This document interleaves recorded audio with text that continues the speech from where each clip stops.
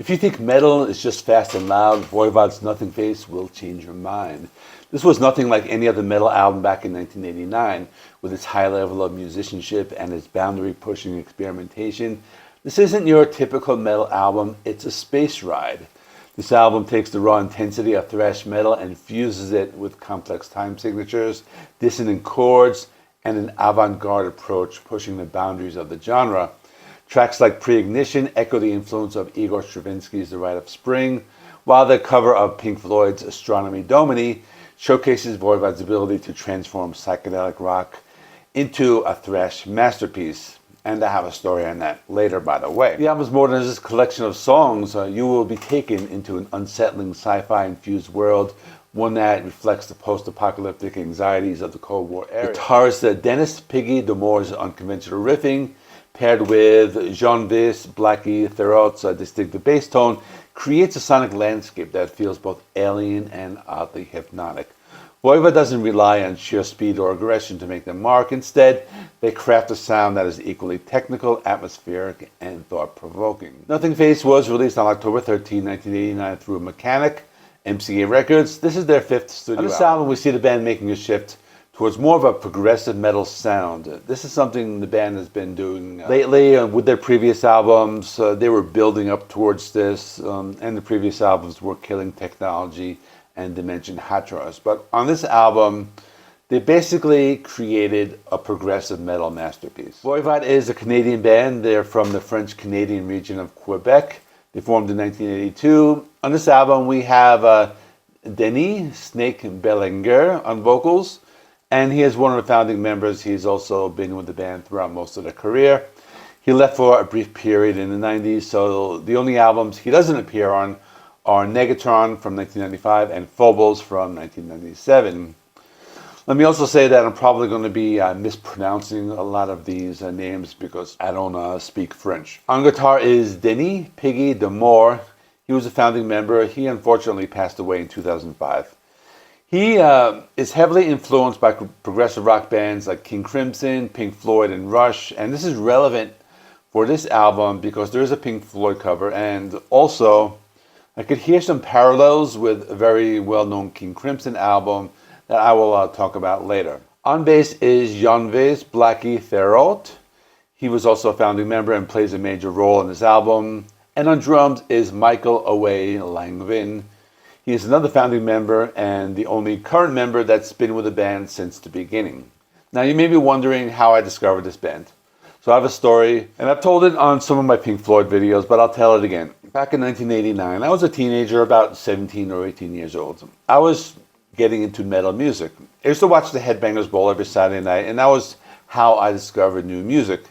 There weren't really any other ways to discover new music besides another local radio station where I would listen to every other weekend or something like that. But one night, I'm watching a Headbangers Ball. They're playing a music video of Voivod's cover of Pink Floyd's Astronomy Domine. Now, I had grown up with Pink Floyd, but albums like The Wall and Animals, I had never known about their early stuff. I was interested in Voivod because of this music video. So one day, I decided to go to the record store. There was a Tower Records about 20 minutes from my house. I was old enough to drive, so I drove myself there. I go to the rock section where they had all the CDs, and I think at the time rock and metal were mixed. I went there with the intention to buy Voivod's Nothingface album, but before I get to the V section, I got to the P section, and I stopped at Pink Floyd. So I start flipping through the CDs, and I'm looking at the Pink Floyd albums, and I see the cover of The Piper at the Gates of Dawn. And just by the cover of that album, I knew it was like their early stuff, so I pick up the CD and I look at the back of the CD and I read the track listing and I see the song Astronomy Domine on that CD. So for some reason, I thought to myself, I'm going to buy this one. And I never actually made it to the Voivod section of the CDs. And I bought the Pink Floyd album, and I've been a really big fan of Pink Floyd since then. And then I discovered Nothingface later on. But this band really got me to do a deep dive into Pink Floyd. So that's kind of what I found interesting about this, is that I watched the music video, but it led me to early Pink Floyd instead of Voivod. But I discovered this later, so let's talk more about it. The album is very unique. I don't think there are many other bands that sound like them, so let's take the guitar playing for example. Now, for most metal bands, they play the majority of the riffs on the top half of the guitar neck. So this image here, I'm using James Hetfield as an example. But mostly they play the strings number like 6, 5, and 4, and the hand is on like the top of the neck. Voivod are different. So if you take a look at this image here, you see they play the riffs more on the high end of the neck, where mostly on the bottom strings, which would be strings 1, 2, 3, or 4, and that makes them different. So it kind of made them stand out, especially at that time. Now metal bands are different; they kind of play all over the place, but that was the sound back in the late '80s.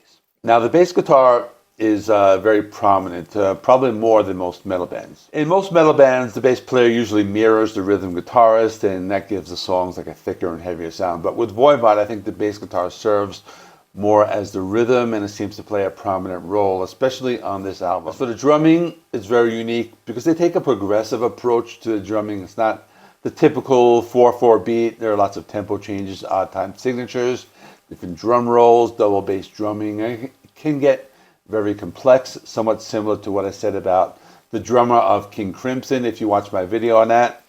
And I think you can hear the influence. This album has 9 songs. One of them is the aforementioned cover of Astronomy Domine. The others are original songs by the band. Basically, all the songs are in the same style of music that I just described, which is that signature Voivod sound.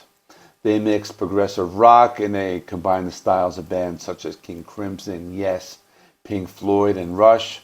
That's basically what this album sounds like. We talk about the songs. The first song is called The Unknown Knows. This one has a big guitar chord, and they do those dive bombs. You hear lots of staccato riffs. There's a trippy solo. The bass guitar is very prominent. You could hear it in a few isolated instances. The drums are hard driving, and they add these little sound effects in different sections. This is followed by the title track, Nothingface. I found the lyrics to be a little bit more abstract. The guitar was a mix of droning riffs and faster riffs, and bass playing had that thick sound, and the drums went through various tempo changes. The song had a mix between slow and fast and a bouncy rhythm.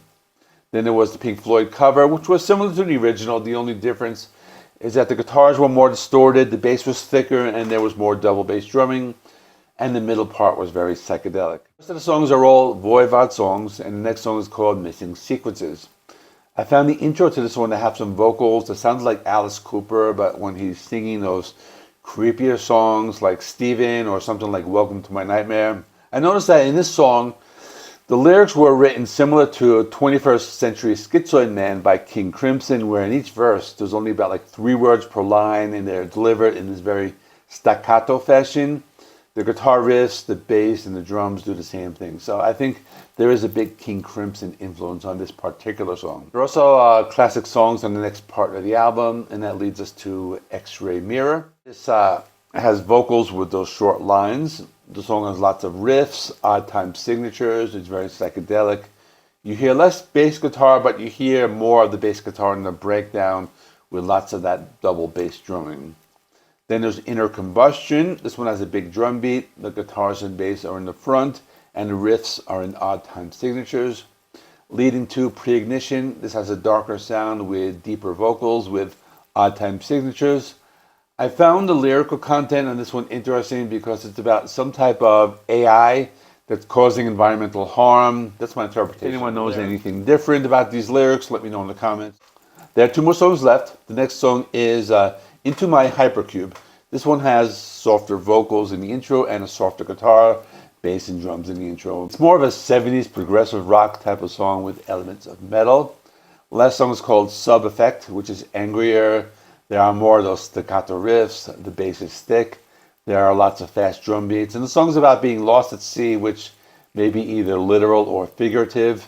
The lyrics describe some sort of mental breakdown that the person is experiencing. The song title Sub Effect might be about a submarine, or it could be that the narrator is in a state of being byproduct of something bigger or something like that. It's Voivod. It's not really easy to understand what they're trying to say, but it's kind of very out there, very spacey and psychedelic. If you're interested in another Voivod album. Check out this video I did on the Outer Limits. That was released in 1993. It's not their next album. Next album was Angel Rat.